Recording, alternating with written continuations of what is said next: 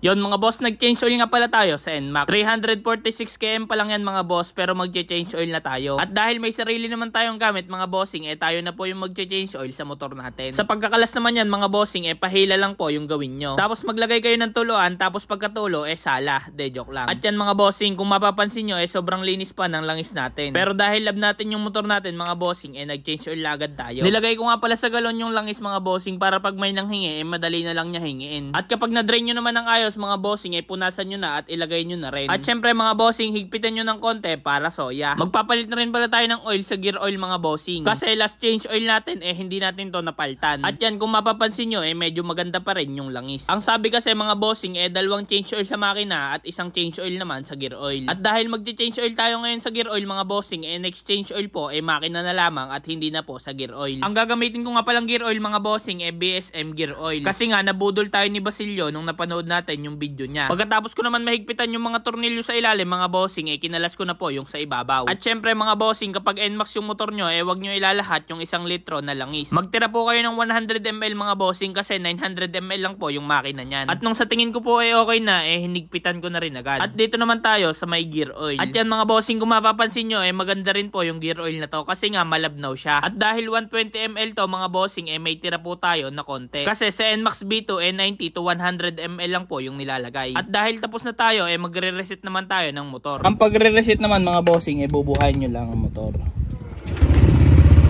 Tapos, yan, nasa oil na tayo. Pag hindi nyo alam yung oil, ito, pindutin nyo to. Pindutin nyo, belt. Tapos yan, trip 1, trip 2, battery, TCS, oil. Ngayon, 346 kilometers. Didiin nyo to ng 3 seconds. 1, 2, 3. Magbiblink yan. Tapos, didiinan nyo ulit ng 3 seconds. Pag nag-blink, 0 na yan. Okay? Reset na. Wow! Wow! O, diba? Soya! Soya!